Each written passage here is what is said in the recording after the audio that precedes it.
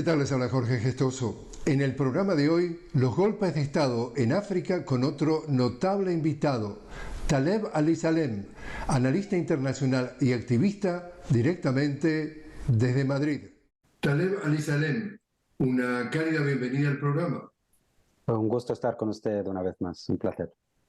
Taleb, 7 golpes de Estado en África en los últimos 3 años. ¿Qué está pasando? Bueno, yo creo que realmente lo que estamos viendo en África y desde el año 2009 hemos podido contabilizar, hemos podido vivir 9 golpes de Estado en África, y lo llamativo es que, teniendo en cuenta las particularidades de cada país, todos han seguido la misma dinámica o todos han seguido el mismo camino, que en términos generales o en grandes titulares podríamos titularlo como una lucha o un nuevo levantamiento africano contra esa política neocolonial, esa política imperialista, especialmente llevada a cabo por Francia en los últimos 30 o 40 años. Yo creo que los países africanos, la mayoría de ellos, especialmente los que estamos viendo que se están levantando en estos golpes de Estado, son países muy ricos en recursos naturales, pero sin embargo esos recursos naturales en su mayoría son aprovechados por Francia o por potencias occidentales. Lo que estamos viendo básicamente es un levantamiento popular a través, yo creo, de esos golpes militares que intentan destituir el poder establecido y apoyado por la fuerza o la exfuerza colonial Francia, para quizás intentar buscar un gobierno que represente más al pueblo y que logre algún día quizás esa justicia social que tanto reclaman los pueblos, ¿no? ¿Y qué ha visto, que ha sido, como analiza, que ha sido la reacción del presidente de Francia, Macron, la reacción del secretario general de Naciones Unidas? Estamos hablando de Antonio Guterres, estamos hablando también de la Comunidad Económica de Estados Africanos, la CEDEAO.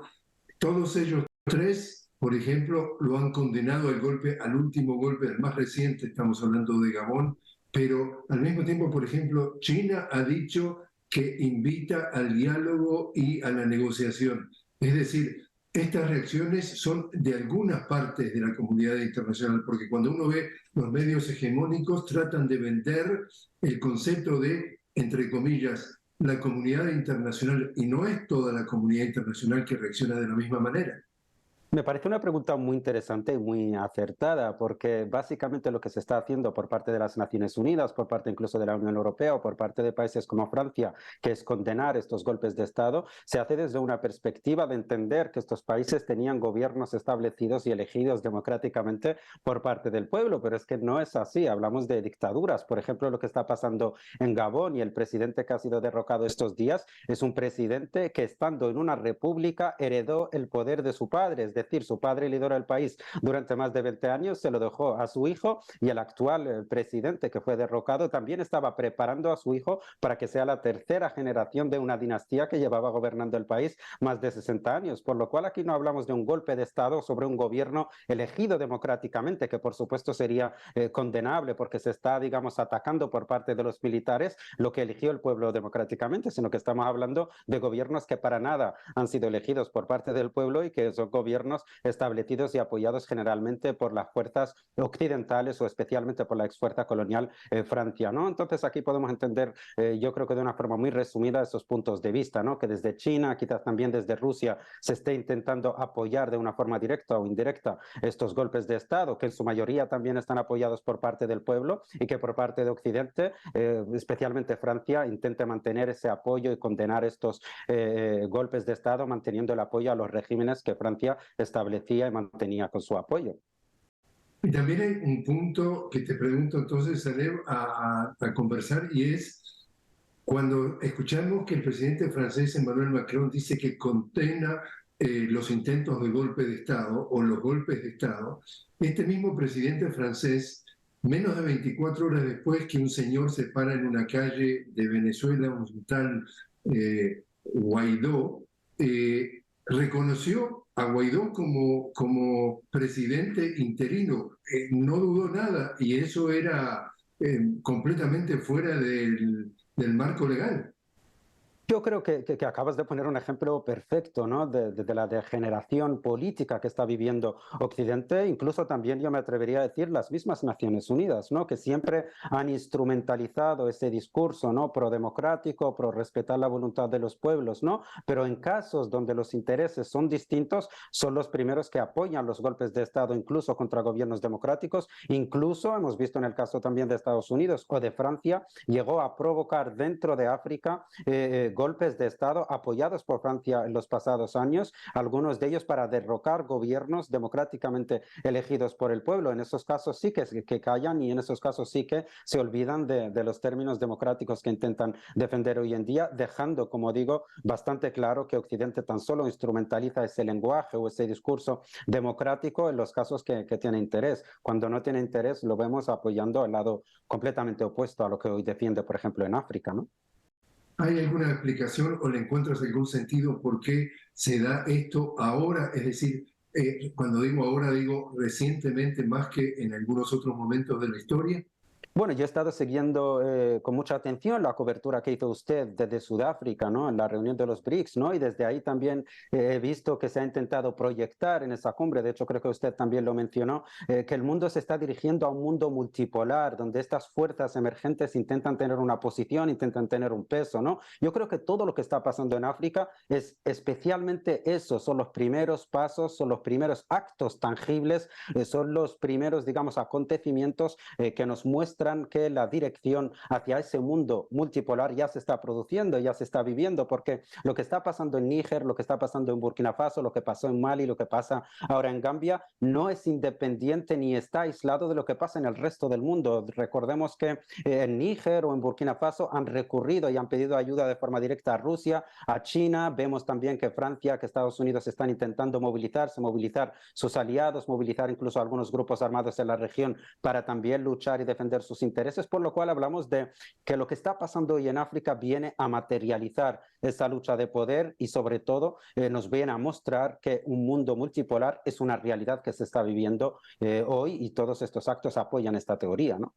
Mencionamos hace unos instantes la CEDEAO, que es la sigla de la Comunidad Económica de Estados de África Occidental, que como tú recuerdas muy bien, pocas horas después del golpe de Estado dijo que iba a lanzar una ofensiva militar, una operativa militar para restituir al presidente. Pasaron los días y siguen pasando los días y no pasa nada. ¿Crees que va a haber alguna acción militar con respecto, por ejemplo, a Níger, que es a quienes le lanzaron la amenaza? Porque definitivamente Burkina Faso y Mali dijeron, si ustedes se atreven a lanzar una ofensiva militar, nosotros nos declaramos en guerra contra ustedes y seríamos entonces no solamente en Níger, sino Burkina Faso y Mali, que responderíamos. ¿Qué anticipas que podría pasar militarmente, si algo?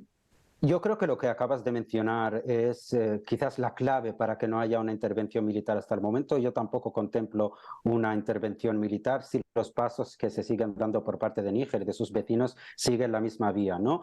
Porque la clave está en lo que acabas de mencionar, que es la primera vez que un Estado africano no se ve completamente aislado por sus vecinos, que es la política que siempre siguió Francia, ¿no? En cuanto a un gobierno salía de la senda marcada por Francia o intentaba exigirle a las empresas francesas que abandonasen su país o dejen de explotar sus recursos naturales, rápidamente Francia movía su maquinaria en la región a través de las organizaciones africanas de países cercanos a Francia para una intervención militar o a través incluso de recurrir a intervenciones militares usando sus bases militares en África para derrocar a ese gobierno. ¿Qué pasa? Que cuando amenazó con usar la ECOWAS o con usar incluso una intervención directa de militares franceses, Níger no estaba solo, ¿no? Había una declaración el mismo momento de Burkina Faso, de Mali, luego se sumó también Guinea, diciendo en el momento que haya una intervención militar contra Níger, también será una declaración de guerra contra nosotros, por lo cual yo creo que tanto Francia como los países amigos todavía o los líderes amigos todavía de Francia en África han tenido que parar, porque ya no solo se estaban enfrentando a Níger, sino que había una serie de países que estaban apoyando de una forma muy clara a Níger y que iban a apoyar a Níger hasta el final. Yo creo que aquí está la clave y aquí está la diferencia que va a evitar quizás que haya una intervención militar y que Francia finalmente recule en esa situación, porque como digo, el enfrentamiento no sería contra unos militares en Níger, sino que sería una guerra declarada con varios países africanos, lo que llevaría a la región a un desastre absoluto, ¿no? Poníamos como ejemplo el tema del uranio en Níger, la riqueza que tiene en uranio, pero también de otros minerales. En definitiva, todo lo que está en juego en las naciones africanas de que estamos hablando, que se le han dado golpes, todo es en relación al acceso a sus recursos, es decir, el tema es económico. Básicamente el tema es económico, pero también es geoestratégico, ¿no? Francia siempre había mantenido el control, ¿no? O quizás la fuerza que tenía Francia como un país occidental, que incluso en muchas ocasiones acompañaba a Estados Unidos como principal, junto a Alemania, representante de los países europeos o del continente europeo. Esa fuerza Francia la recibía o la tenía dentro de su contexto occidental debido al poder que Francia tenía en África, debido a su presencia, a sus bases militares, a su influencia, al control que tenía sobre los gobiernos africanos, por lo cual hablamos de que el poder que tiene Francia como Estado o como potencia viene un poco de ese poder geoestratégico que tenía en África. Este es uno de los puntos que Francia está perdiendo y por eso también Francia está desesperada, porque en el momento que pierde su control geoestratégico y su presencia en África, perderá también peso internacional dentro de su área occidental y hará también debilitarse al bando occidental, ¿no? El segundo punto y más importante es el que acabas de mencionar, ¿no? Que son los recursos naturales. Puedo asegurar, según los datos que se han ido publicando, que en la mayoría de excolonias francesas, el 90% de las empresas que explotan los recursos naturales de estos países son empresas francesas. Por ejemplo, lo que pasó estos días en Gabón, hemos visto que 3 empresas petroleras de Francia habían anunciado que sus acciones en bolsa se habían desplomado debido al golpe de Estado en Gabón, y Gabón es la 4ª potencia en reservas de petróleo de África, y por lo que se ve, solo las empresas y petroleras francesas son las que estaban explotando ese petróleo de Gabón, también de gas natural, de diamantes, tiene uranio, tiene oro, tiene madera, y Francia tiene miedo a perder esa influencia, como digo, geoestratégica, pero también, por supuesto, tiene mucho miedo a perder ese poder adquisitivo que recibía a través de la explotación de recursos naturales de estos países. ¿Quién podría llenar ese vacío? ¿Qué país o países? Yo creo que es bastante claro, ¿no? Yo creo que los regímenes que se han establecido, en su mayoría, tengo que decirlo también, porque mucha gente cree que los militares hacen un golpe de Estado y se establecen en el poder y se establecen quizás como una nueva también, un poder dictatorial nuevo, ¿no? En la mayoría de casos que se estableció, por lo menos en los 2 últimos años, donde hemos visto que se han producido golpes de Estado, en los países que se estableció un nuevo gobierno, se habla de un nuevo consejo militar temporal, es decir, que estos militares no van a gobernar el país para siempre, va a ser algo temporal. En su mayoría también eligen a políticos civiles para gobernar o liderar el país y llevar sus asuntos, pero lo que están haciendo básicamente es llevar al país a una situación segura donde se puedan celebrar unas elecciones con cierta seguridad. Respondiendo de forma directa a tu pregunta, los consejos militares que están liderando estos países donde se produjo este cambio político o este cambio de liderazgo, todos han tirado hacia la misma dirección. Son muy conscientes que se enfrentan a un gran poder occidental, Francia, Estados Unidos, son muy conscientes de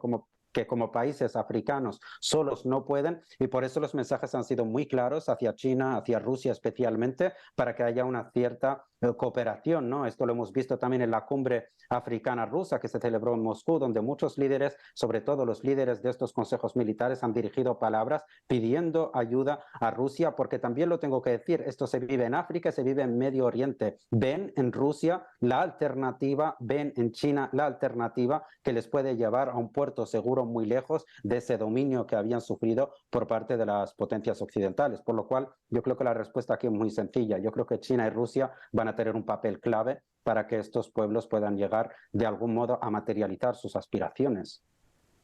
Te invito a hacer una pequeña pausa.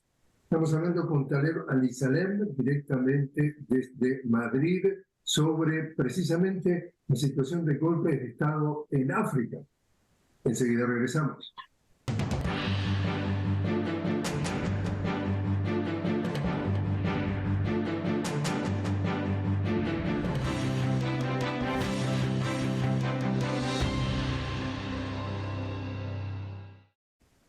Continuamos hablando con Taleb Alisalem directamente desde Madrid sobre la situación en África. Recientemente 7 golpes de Estado en los últimos 3 años. Taleb, ¿qué está pasando en el Sahara Occidental que tú calificas como la última colonia en África? Bueno, yo creo que se habla mucho, ¿no? Desde la parte occidental, especialmente desde las potencias europeas que han colonizado África durante tanto tiempo, que, digamos, los problemas de esa colonización no acabada siguen persiguiendo a África y es debido a eso, ¿no? De esa política neocolonial que prosiguió incluso después de la independencia de esos países. Es por ello que estamos viviendo hoy tantos problemas y tanto movimiento en África, sobre todo movimiento anticolonial, antiimperialista, ¿no? El Sáhara Occidental es la última colonia europea que sigue en África pendiente de descolonizar según los reglamentos internacionales y según las mismas Naciones Unidas, ¿no? Es una excolonia española que hasta hoy en día sigue siendo colonia española, ¿no? Hubo una serie de tratados con el Reino de Marruecos, que es un reino completamente controlado por Francia, tiene buenas relaciones con Estados Unidos y bueno, la idea ha sido básicamente entregarle el Sáhara Occidental para que pase de un colonizador español a un colonizador marroquí y nunca ha sido un pueblo que nunca ha podido disfrutar de su independencia, ¿no? Yo siempre he hablado, especialmente estos días que estamos hablando de los acontecimientos en África, que estos pueblos africanos están luchando por su independencia número 2 o por su independencia 2.0, ¿no? Pero lamentablemente en el Sáhara Occidental todavía siguen esperando esa primera independencia y siguen pendientes como última colonia pendiente de descolonizar en África. Has hecho llamados, digamos así, en conferencias, en prácticamente alocuciones que tú has hecho en foros internacionales denunciando todo esto. ¿Algún tipo de respuesta?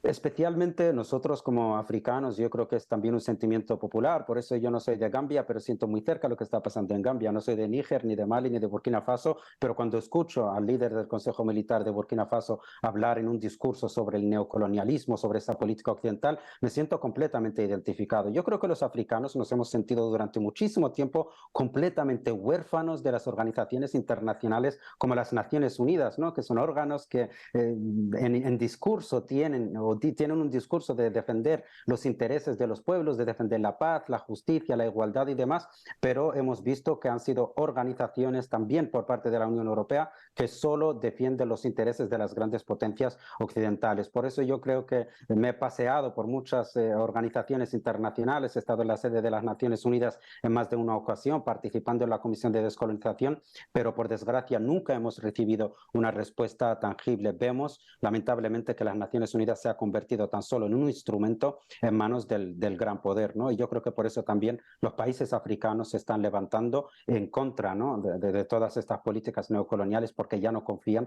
en ninguno de estos organismos internacionales. El presidente del gobierno español, Pedro Sánchez, se pronuncia, digamos, a favor del status quo respecto al Sahara Occidental y supuestamente es un presidente, entre comillas, socialista. Exactamente, esta es la diferencia, ¿no? Yo también aquí veo una similitud con la política que ha mantenido Macron con los países africanos, ¿no? Que es buscar mantener su influencia, sus ganancias económicas, su presencia geoestratégica. Y esto es lo que ha hecho España a lo largo de 50 años, ¿no? Abandonar su colonia, el Sáhara Occidental, sin responder al llamado de las organizaciones internacionales, al llamado del propio pueblo saharaui para descolonizar el Sáhara Occidental e entregar la soberanía al pueblo saharaui. Y lo que ha mantenido el gobierno español, los distintos gobiernos españoles y especialmente Pedro Sánchez en la última época, es un feroz apoyo a esa colonización que está llevando Marruecos en el Sáhara Occidental para que las empresas españolas sigan explotando los recursos naturales del Sáhara Occidental, para que la Unión Europea siga explotando los recursos del Sáhara Occidental mientras mantienen al pueblo saharaui pasando las más difíciles condiciones en un campo de refugiados. Y aquí también es donde encontramos lo que tú acabas de señalar, que es muy importante, ¿no? Que los socialistas tienen esa fama, ¿no? De abanderar un discurso de igualdad, de justicia, de solidaridad incluso, y vemos que un gobierno socialista en España mantiene una política colonial, una política de ocupación y una política incluso de apoyar el genocidio a cambio de mantener sus intereses políticos, estratégicos y económicos. Volvemos entonces a la cumbre, la reciente cumbre de los BRICS, ¿no? Es decir, BRICS, esa sigla que representa la B a Brasil, la R a Rusia, la I a India, la C a China y la S a Sudáfrica. Agregan entonces en esta cumbre de Johannesburgo 6 países prefiero Argentina, Arabia Saudita, Emiratos Árabes Unidos, Irán, también está Etiopía, además de Egipto. Dos países africanos en 11 países. ¿Hacia dónde va entonces la presencia africana? ¿Está creciendo en ese multilateralismo que tú mencionabas? Yo creo que está creciendo la presencia y también está creciendo la esperanza, ¿no?, que tienen los pueblos africanos en ese nuevo movimiento que están haciendo, que hasta el momento solo tenía una actividad económica, como ellos mismamente siempre declaran, pero yo creo que están condenados también a encaminarse hacia una política que enfrente al conocido G7, ¿no?, formado por los principales países occidentales, ¿no? Yo creo que acaban de sumar países de gran relevancia. África tiene una gran presencia, pero yo creo que en esta cumbre también hubo gestos muy interesantes, no solo gestos económicos a través de la suma de países que tengan unos recursos económicos y una presencia económica bastante importante, como por ejemplo podría ser Arabia Saudí o Emiratos Árabes, sino también el hecho de invitar a la mayoría de países africanos a esa cumbre e incluir en ellos la República Saharaui. Hemos estado hablando de la causa del Sáhara Occidental y que es un pueblo que siempre ha buscado su descolonización. Los BRICS han invitado a la representación del pueblo saharaui, lo han sentado en esa cumbre como un país más, y esto también nos manda mensajes de que los BRICS vienen a establecer una política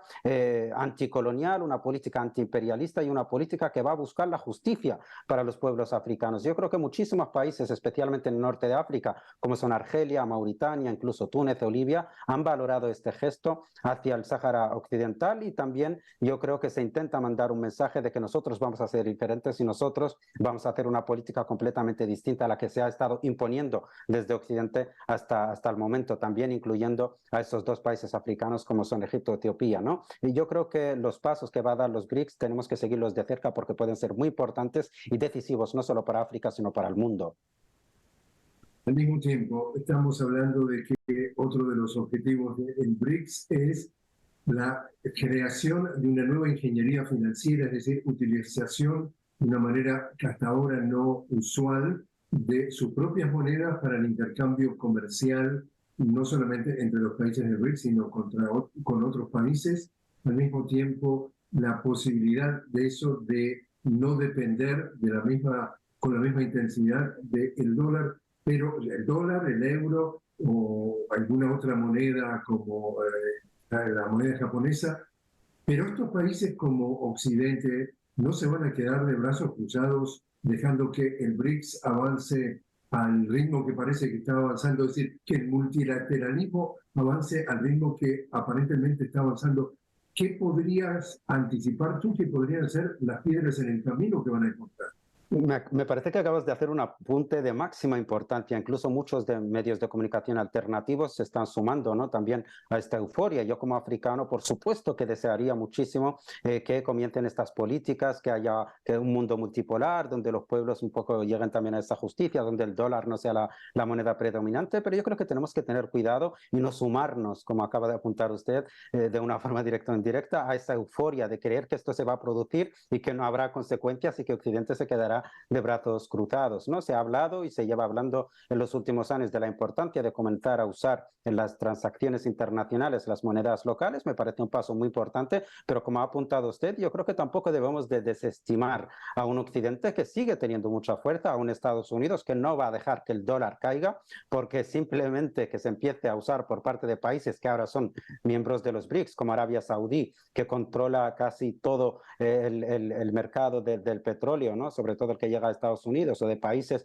que tienen grandísimas riquezas y grandes sumas de dinero ingresadas en bancos internacionales, especialmente americanos, que se empiece a trabajar con monedas locales va a ser un duro golpe para el dólar. Y yo creo que no debemos de desestimar a los Estados Unidos, no debemos de desestimar al bando occidental, a la Unión Europea, que también van a hacer todo lo posible, todo lo que esté en sus manos para que esto no se llegue a producir. Los actos que podemos esperar, pues bueno, comenzando por las sanciones que ya se están aplicando, sanciones económicas a los países que se salgan un poco de esas reglas marcadas por Occidente, llegando incluso a las intervenciones militares o a apoyar, como se está haciendo en algunos países africanos, apoyar a grupos armados para generar la desestabilidad y que los gobiernos vayan cayendo y que nunca haya una estabilidad de gobierno que pueda realmente tomar una decisión como esa, como comenzar a utilizar la moneda local, ¿no? Entonces yo creo que no debemos de desestimar la fuerza que tiene Occidente y sobre todo que va a usar todas las armas que tiene en sus manos para que eso nunca se llegue a producir.